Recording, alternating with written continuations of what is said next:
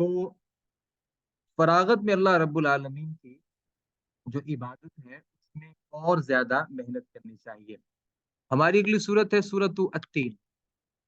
सूरत तीन जो है ये 95 इसका नंबर है।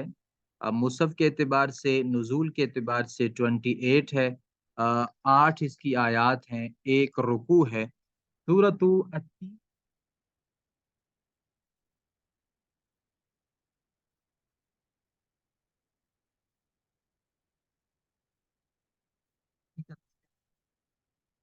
एक नाम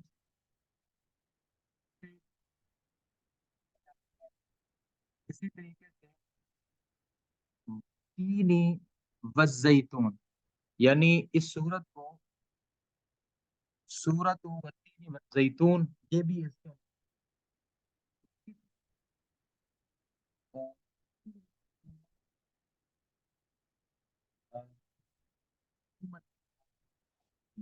मगरिब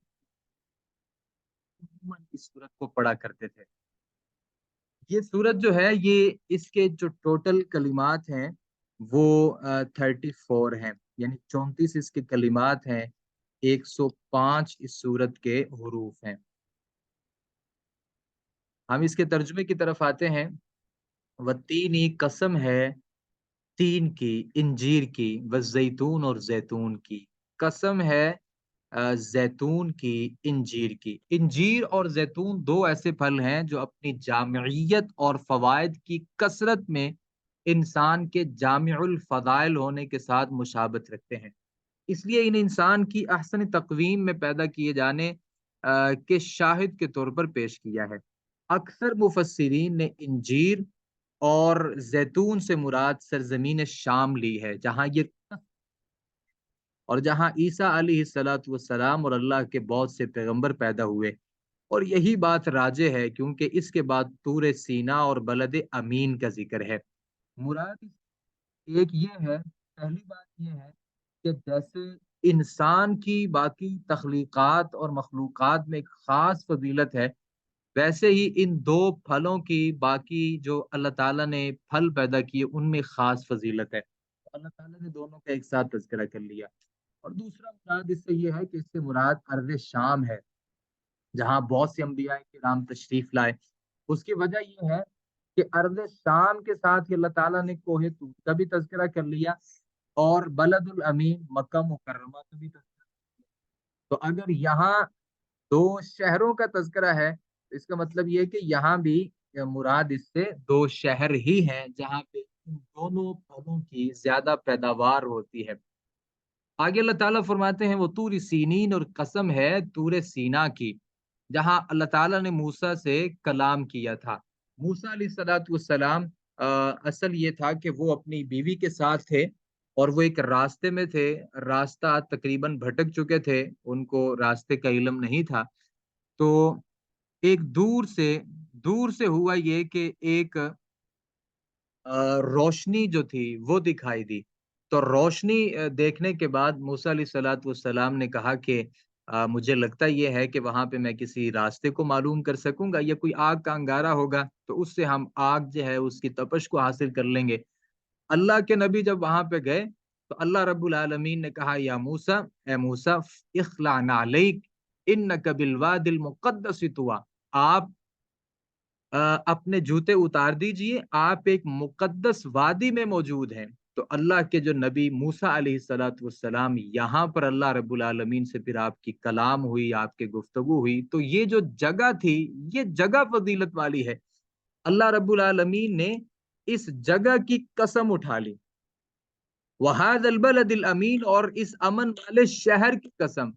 अमन वाले शहर से मुराद मक्का मुकर्रमा है, और ये अमन की एक वजह है। वो अमन की वजह इब्राहीम और इस्माईल अलैहिस्सलातु वस्सलाम है। आ, जहाँ रसूलुल्लाह सल्लल्लाहु अलैहि वसल्लम पैदा हुए से बलदुल अमीन इसलिए कहा गया कि इब्राहीम अलैहिस्सलातु वस्सलाम ने दुआ की तरफ बिजअल हादल बलद आमिना, ए अल्लाह इस शहर को अमन वाला बना दे। तो अमन वाला बनाने की जो ख्वाहिश थी और दुआ थी वो जनाबे इब्राहीम अलैहिस्सलातु वस्सलाम की थी। तो अल्लाह रब्बुल आलमीन ने उसको अमन वाला शहर बना दिया। आप जानते हैं एक जमाना उनकी फौज भी नहीं होती थी, اور آپ کبھی حیران ہوں گے، ساری دنیا میں واحد مکہ مکرمہ ایسا شہر ہے جہاں ساری دنیا میں سب سے زیادہ لوگ وہاں پہ آتے ہیں، اور اللہ رب العالمین نے کیسے اس کی سیکورٹی کا انتظام کر رکھا ہے، کیسی وہاں پہ سہولیات ہیں، انسان کی جو عقل ہے وہ انسان حیران رہ جاتا ہے۔ تو اللہ رب العالمین نے اس امن والے شہر کی قسم اٹھائی جہاں آپ پرندے کو بھی شکار نہیں کر سکتے، کسی انسان کو قتل کرنا تو دور کی بات ہے، آپ وہاں کے درختوں کو نہیں کاٹ سکتے، جو حرم میں درخت ہیں اللہ رب العالمین نے اس کو حرمت والا شہر ایک بنا دیا ہے، جس میں ان چیزوں کی پابندی ہے، شکار نہیں کر سکتے بعض مخصوص حالات اور مخصوص مواقع پر۔ تو بہرحال اللہ تعالیٰ یہ قسمیں اٹھانے کے بعد فرماتے ہیں لقد خلقنا الانسان فی احسن تقویم، البتہ تحقیق ہم نے پیدا کی انسان کو فی احسن تقویم، سب سے اچھی بناوٹ میں، ہم نے انسان کو سب سے اچھی بناوٹ میں پیدا کیا ہے۔ انسان سب سے خوبصورت اللہ رب العالمین کی تخلیق ہے، سب سے خوبصورت تخلیق انسان کی ہے۔ ویسے اللہ تعالیٰ نے جتنی بھی مخلوقات کو پیدا کیا وہ سبھی خوبصورت ہیں، لیکن ان مخلوقات میں جو انسان کی تخلیق ہے یہ انتہائی خوبصورت ہے، بلکہ سب سے خوبصورت ہے۔ باقی اس کا خوبصورت اس آیت مبارکہ سے ثابت ہے، اس آیت مبارکہ خوبصورت ہونا ثابت ہے، باقی یہ کہنا کہ انسان اشرف المخلوقات ہے، انسان اشرف المخلوقات نہیں ہوتا۔ جیسے رسول اللہ صلی اللہ علیہ وسلم نے وہ جو حدیث قدسی ہے اس میں بیان کیا کہ آدمی ابن آدم جب اللہ تعالیٰ کا تذکرہ کرتا ہے، اللہ کو یاد کرتا ہے، تو اللہ اس کا ذکر اس مجلس میں کرتا ہے جو اس انسانوں کی مجلس سے بہتر ہے، تو وہ فرشتوں کی مجلس ہے۔ مجموعی طور پر اللہ نے فرشتوں کو بھی انسان پر فضیلت نہیں دی، اور انسانوں کو بھی ہر لحاظ سے فرشتوں پر فضیلت نہیں دی۔ بہرحال یہ ہے کہ اللہ تعالیٰ کی جو مخلوقات ہیں ہر ایک کی اپنی ایک فضیلت ہے، لیکن انسان کو ان تمام کی تمام تخلیقات میں سے اللہ رب العالمین نے احسن تقویم پیدا کیا ہے۔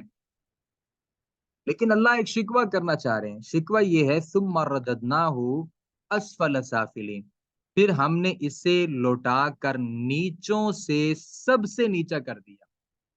انسان کو ہم نے لوٹا کر کے اسفل سافلین، سب نیچے والوں میں سے بھی سب سے نیچا کر دیا۔ اس کا معنی کیا ہے؟ اس کا معنی یہ ہے کہ انسان کی جو شکل و صورت ہے وہ فطرت ہے، اس کی عقل، اس کی فطرت اور پیدائش، اور وہ سب شامل ہے جو کسی حیوان کو حاصل نہیں ہوا۔ پھر اگر وہ اس عقل اور فطرت کے تقاضوں پر عمل نہیں کرتا، بلکہ انسانیت سے اتر کر حیوانیت پہ جا گرے اور شہوت و غضب اور دوسری حیوانی صفات سے مغلوب ہو جائے، تو اس سے زیادہ نیچا اور ذلیل کوئی نہیں ہوتا، کیونکہ پھر وہ اس حد تک گر جاتا ہے، کوئی حیوان نہیں گرتا، حتیٰ کہ وہ اپنے خالق و مالک کو بھی بھول جاتا ہے، اس کے ساتھ شریک بنانے لگتا ہے، زمین میں ایسا فساد برپا کرتا ہے جو کوئی حیوان بھی نہیں کرتا۔ ظاہر ہے کہ اس کا نتیجہ آگ ہے، اور اس میں گرنے والوں سے نیچا اور ذلیل کوئی اور ہو ہی نہیں سکتا۔ انہی کے متعلق اللہ تعالیٰ نے ارشاد فرمایا اولئک کالانعام بل هم اضل، یہ تو جانوروں کی طرح ہیں، بلکہ جانوروں سے بھی گرے ہوئے ہیں۔ جو انسان ہونے کے بعد انسانوں جیسی حرکتیں نہیں کرتا، جو جانوروں سے بھی بدتر حرکتیں کرتا ہے، جو اپنی خواہشات میں جو اپنی خواہشات میں اپنی نفسانی خواہش اور اپنے دیگر معاملات کی وجہ سے یہ جو دوسری مخلوقات ہیں ان سے بھی گرے ہوئے کام کرتا ہے، تو وہ انسان پھر اشرف المخلوقات بلکہ احسن تقویم نہیں رہتا۔ اللہ تعالیٰ فرماتے ہیں ہاں الا الذین آمنوا، وہ لوگ جو ایمان لائے، وعملوا الصالحات، انہوں نے ایک اعمال کے، فلہم اجر، تو ان کے لیے اجر ہے، غیر ممنون، نہ ختم ہونے والا۔ فما یکذبک بعد بالدین، بس اس کے بعد کون سی چیز تجھے جزا کے بارے میں جھٹلانے پر آمادہ کرتی ہے؟ فما یکذبک بعد بالدین، کون چیز تجھے جھٹلانے پر آمادہ کرتی ہے قیامت کے دن کو؟ جب تمہارے سامنے ہر چیز واضح ہو چکی ہے، پھر اس کے بعد بھی تم قیامت کو جھٹلاتے ہو؟ الیس اللہ باحکم الحاکمین، کیا اللہ سب حاکموں سے بڑا حاکم نہیں ہے؟ بھائی حاکموں سے تو ڈرتے ہو کہ بھائی ہمارے ہاتھ کاٹ دیے جائیں گے، ہماری گردن کاٹ دی جائے گی، ہمیں کوڑے مارے جائیں گے، ہمیں پابند سلاسل کر دیا جائے گا۔ ان حاکموں سے تو ڈرتے ہو، لیکن کیا جو سب سے بڑا حاکم ہے، جو خالق ہے، جو مالک ہے، اس سے نہیں آپ لوگ ڈرتے؟ اس اس آیت مبارکہ